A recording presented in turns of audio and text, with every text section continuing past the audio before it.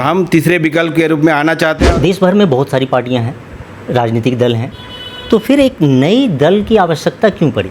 आपके लिए झारखंड का सबसे अहम मुद्दा क्या है? झारखंड में मौजूदा सरकार के कामकाज को लेकर के पार्टी क्या सोचती है? इस दोनों से अलग एक जो तीसरा मोर्चा की आप बात कर रहे हैं, तो तीसरा मोर्चा में कैसे दलों को शामिल करेंगे? 1932 आपको क्या लगता है, ये नियम सम्मत है या सिर्फ राजनीतिक स्टैंड है लोगों का? जो कुर्मी महतो है वो अपने आप को एसटी में शामिल करना चाहते हैं, तो इस मुद्दे पर पार्टी के क्या स्टैंड है?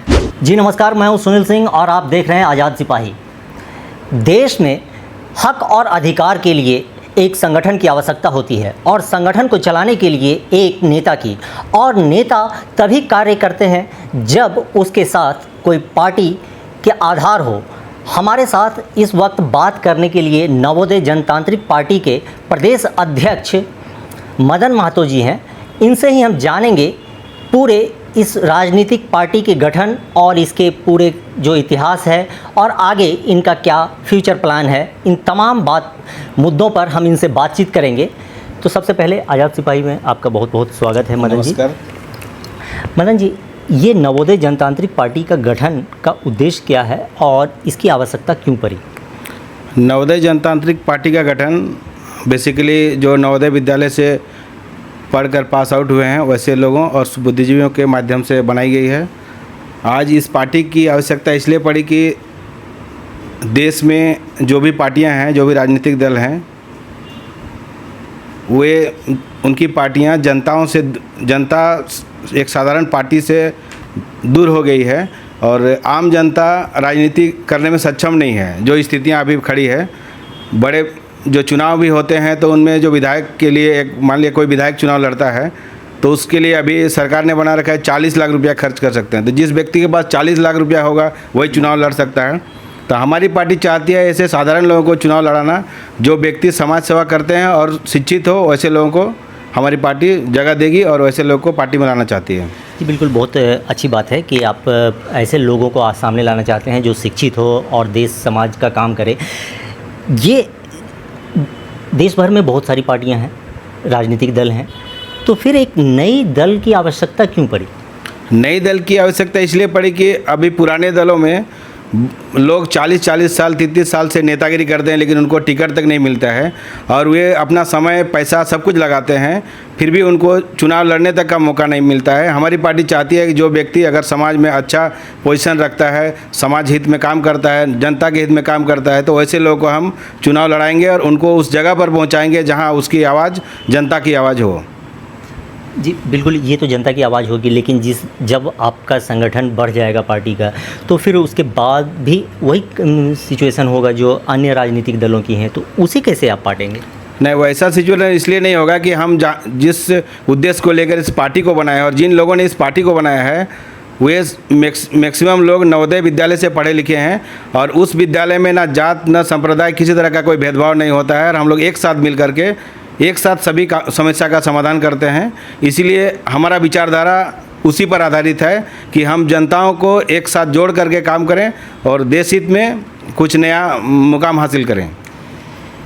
मदन जी, जिस तरह से झारखंड में का कमान आप संभाल रहे हैं, तो झारखंड में नवोदय जनतांत्रिक पार्टी का भविष्य क्या लगता है और इसकी क्या कुछ तैयारी है? क्योंकि आने वाले लोकसभा और विधानसभा का चुनाव मुहाने पर है, तो अब तक आपके संगठन की तरफ से क्या कुछ तैयारी की गई है? जहाँ तक झारखंड की बात है, झारखंड में 2 गठबंधन ही अब तक राज की है। 23 सालों में जो स्थिति है सब किसी से छुपी नहीं है। जो एनडीए गठबंधन थी वो लगभग कमोबेश 15 साल राज किया है और बाकी अभी जो वर्तमान सरकारें चल रही है लगभग 5-6 साल कर रही है। तो दोनों मिला करके देखें तो अब तक जो समस्या है, जनता की जो समस्या है, मूलभूत समस्या है, उसका समाधान अभी तक नहीं हो पाया है और जो यहाँ के स्थानीय लोग हैं उनको हक और अधिकार अभी तक नहीं मिला है। तो हम तीसरे विकल्प के रूप में आना चाहते हैं और जो भी यहाँ की समस्या होगी उसका समाधान हम करने का प्रयास करेंगे। ये तीसरे विकल्प की जब बात करते हैं तो जैसे मौजूदा अभी देश भर में 2 ये संगठन है, एक तो एनडीए है और दूसरा INDIA जो नया बना है, जो यूपीए है उसी को एक बड़ा प्लेटफॉर्म किया गया है। तो आपको मतलब जो पुराने यूपीए है और ये एनडीए है, तो इस दोनों से अलग एक जो तीसरा मोर्चा की आप बात कर रहे हैं, तो तीसरा मोर्चा में कैसे दलों को शामिल करेंगे? देखिए, जहाँ तक दो गठबंधन और दो एनडीए और दो आईएनडीए है, बेसिकली लोग तो वही हैं। जो व्यक्ति अगर 40 सालों में नहीं बदला तो 50 साल में क्या बदल जाएगा? नहीं बदल सकता है। तो हम नए विचारधारा के लोगों के साथ काम करना चाहते हैं। और जो हमारी पार्टी होगी, जैसे आजकल देखने को आता है कि कोई पार्टी सत्ता में रहती है तो उसके प्रधानमंत्री से लेकर मुख्यमंत्री चुनाव प्रचार में जाते हैं। हमारी पार्टी कभी भी इस तरह का काम नहीं करेगी और दोहरी नीति लागू होती है। एक तो विधानसभा में अगर कोई जीत के जाते हैं, फिर लोकसभा भी जीतते हैं, तो दोनों का पेंशन उनको मिलता है। हमारी पार्टी इन सभी नियमों को बंद करेगी। और अगर हमारी पार्टी कभी सत्ता में आती है, जो बेवजह का ड्रामा चलता है, रैलियां, धरने, इस तरह का कोई आवश्यकता नहीं होगा। जनता के बीच जाएंगे। हमारा उद्देश्य भी है समस्या आपका, समाधान हमारा। हमारी पार्टी का मेन उद्देश्य ये है कि आप समस्या दीजिए, समाधान हम करेंगे। अगर हम समाधान कर पाते हैं तो आप हमको समर्थन कीजिए, वरना मत कीजिए। यही हमारा उद्देश्य होगा। बिल्कुल। पार्टी की क्या कुछ तैयारी है और इसे लेकर के संगठन का कितना कुछ विस्तार हो चुका है झारखंड में, और क्या कुछ कवायद में लगे हुए हैं? अभी हम लोग करीब 15 जिला अध्यक्ष चुन कर रखे हैं। और इस बार हम लोग मांडर चुनाव भी लड़े थे, उपचुनाव, और रामगढ़ चुनाव भी लड़े थे। और हम लोग जिन लोगों से बात करते हैं, पब्लिक के पास जाते हैं, तो हमें लगता है कि हम लोग विकल्प के तौर पर काम कर सकते हैं। और जो भी पार्टियां हैं, हमारी पार्टी में ऐसे भी कहा जाता है कि राजनीति नौकरी नहीं है। लोगों को लगता है कि जिंदाबाद मुर्दाबाद दिन रात करते रहेंगे, लेकिन वो नौकरी नहीं है। हम चाहते हैं कि आप काम भी करें और काम करने के बाद जो समय बचता है उस समाज सेवा में लगाएं और देश हित में लगाएं। अगर हम भूखे रहेंगे तो हम समाज सेवा नहीं कर सकते हैं, हम फिर किसी को लूटने का प्रयास करेंगे। तो हमारी पार्टी यही चाहती है कि आप अपना काम खुद करें और उसके बाद जनता का सेवा करें और जनता की समस्या का समाधान करें। हम लोग अभी 81 विधानसभा की तैयारी में हैं और आने वाले डेट में 14 लोकसभा और 81 विधानसभा में अपने कैंडिडेट, अगर सक्षम कैंडिडेट होंगे और अच्छे लोग होंगे, तो हम पूरे लोकसभा और विधानसभा में अपने प्रत्याशी खड़े करेंगे।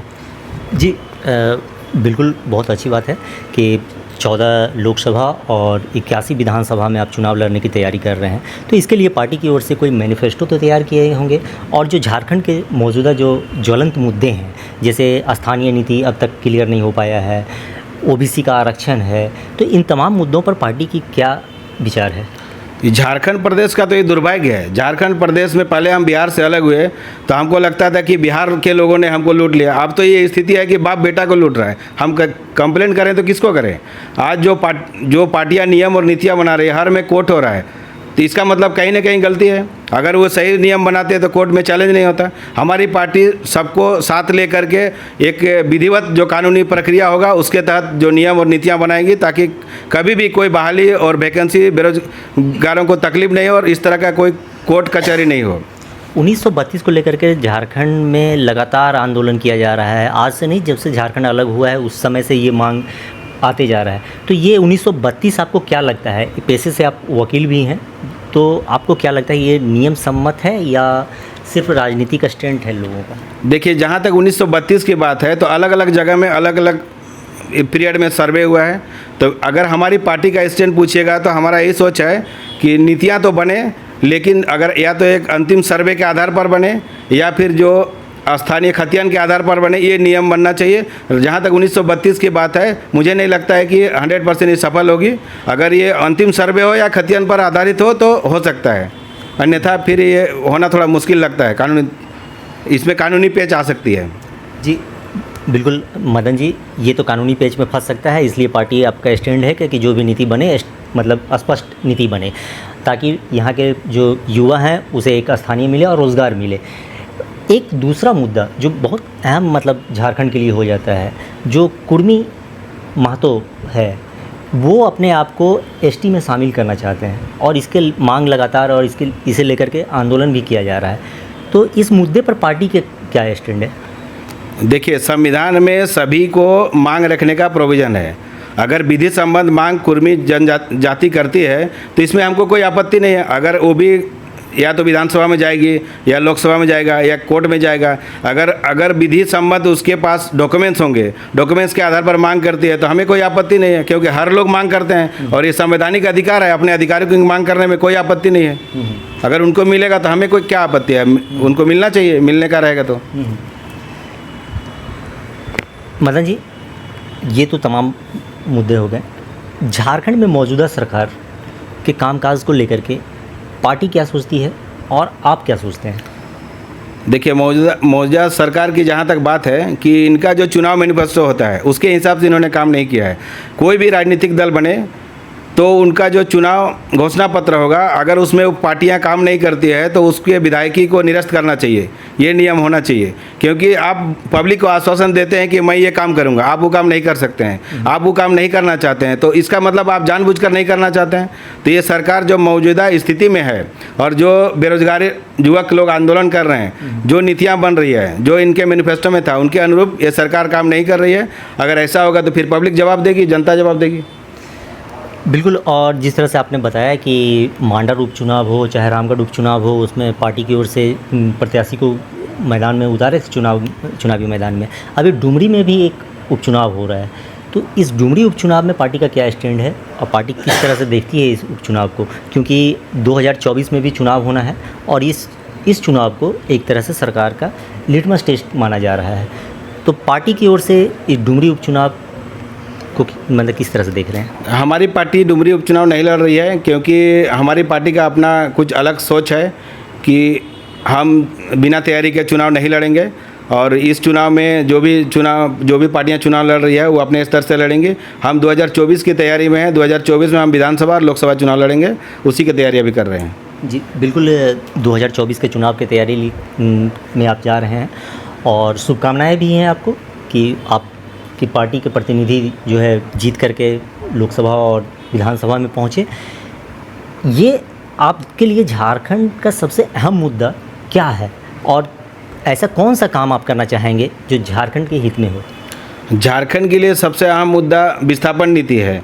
यहाँ के लोग विस्थापित हो जाते हैं लेकिन उनको उसका मुआवजा नहीं मिलता है, नौकरी नहीं मिलती है।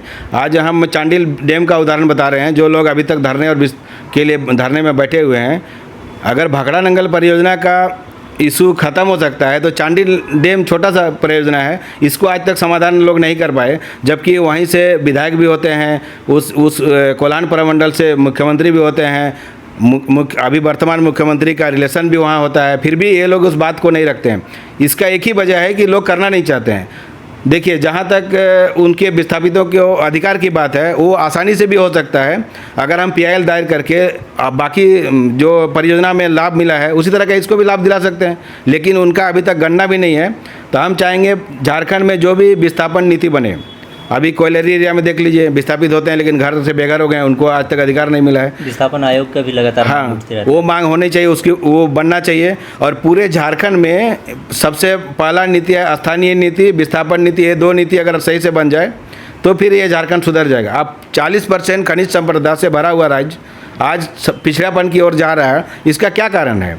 इसका हमारी पार्टी और हमारे सोच में यही कारण है कि यहाँ के राजनेता जनताओं को बरगलाने का काम करते हैं, जनता के हित में काम नहीं करना चाहते हैं। वे सिर्फ अपना पैसा बनाते हैं, पब्लिक के लिए सोचते नहीं हैं। आज जिस भी विधायक का देख लीजिए आप, अगर 2000 का नॉमिनेशन का अकाउंट देख लीजिएगा, जब वो लोग नॉमिनेशन फाइल करते हैं, और उसको 2019 का देख लीजिएगा तो आपको अपने पता चलेगा कि एक नेता का 2000-3000% में पैसा बढ़ता है। आखिर वो क्या करते हैं? उनका मोबाइल फ्री, खाना फ्री, रहना फ्री, आवास फ्री, सब कुछ फ्री।